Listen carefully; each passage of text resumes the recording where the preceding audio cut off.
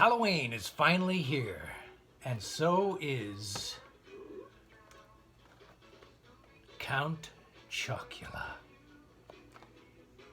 You know how long I've been looking for you? All my life.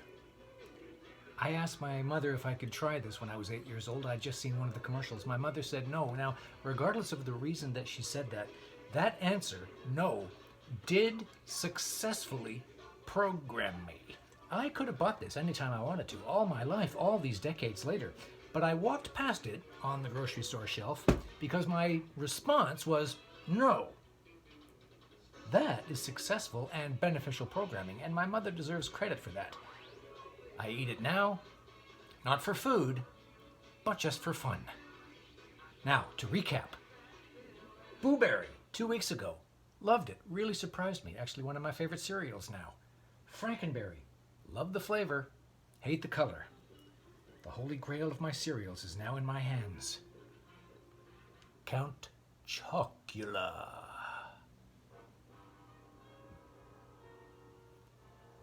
I really must thank my friends Tim and Crystal for making this moment possible.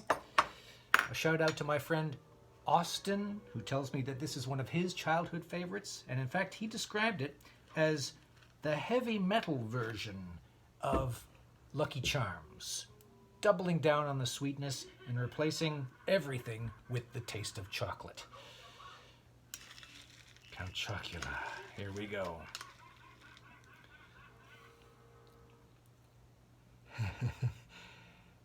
It's like I have to override deep programming here that's been in my system for 50 years. Must override programming. I'm sorry, Mom. I'm eating this. I'm doing it.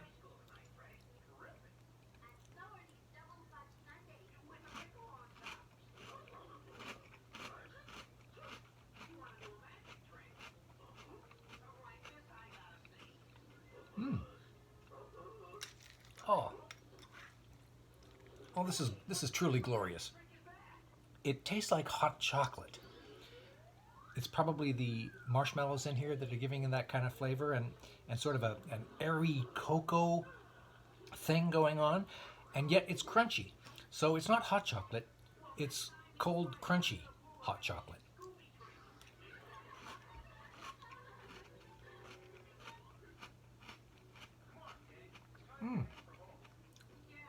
Oh, it's got a chocolatey flavor that just kind of bounces all over the place. Real chocolate hits the back of your throat and then coats your whole system as it goes down. Beautiful flavor. This not only coats the back of your throat, but kind of ricochets around as well. It's like chocolate that floats in your head.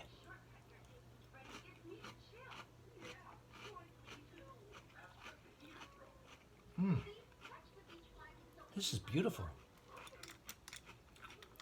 I was a little bit worried that Spock might have been right. You know that saying that having is not quite so pleasing a thing after all as wanting? Well,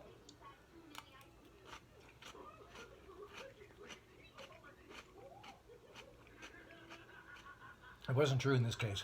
I am extremely satisfied with this. Or like, what would the coyote do if he finally caught that roadrunner? Well, I finally caught you, Count Chocula.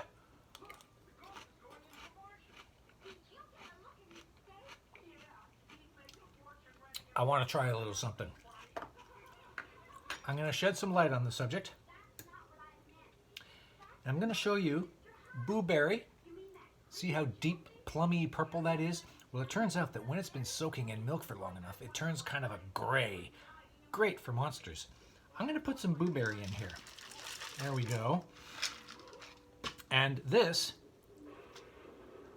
that color I hate so much, bright pink Frankenberry, I'm going to put this in there too. I'm creating what could be called a monster mix, a monster mash, a monster mush. Let me just mix this around. It's like a bowl of Neapolitan monster cereal. Now it lacks green, and so I've got some pumpkin seeds on standby here. Roasted pumpkin seeds for a little bit of green. Make it really ugly and monstery. And my final green touch, got some good old-fashioned green food coloring in the bottom of this glass. And so I'm going to try some oat milk alchemy here.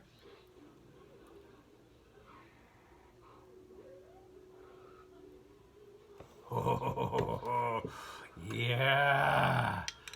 Green elixir. Now, it's a monster cereal. I'm going to pour that on there. Ew. Perfect for Halloween Saturday.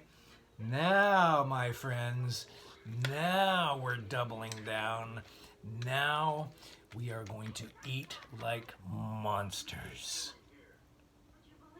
Kids, you go right on clinging to your hopes and your desires, the big ones and the little tiny ones as well, because the fact is, if it's right, and if it's right for the world, you will eventually have it, when the time is right, even if it takes 50 years.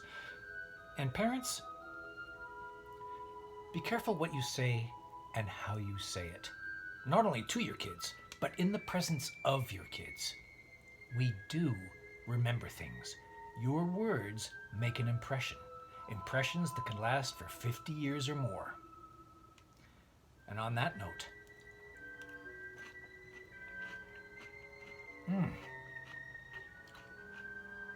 happy Halloween, everybody.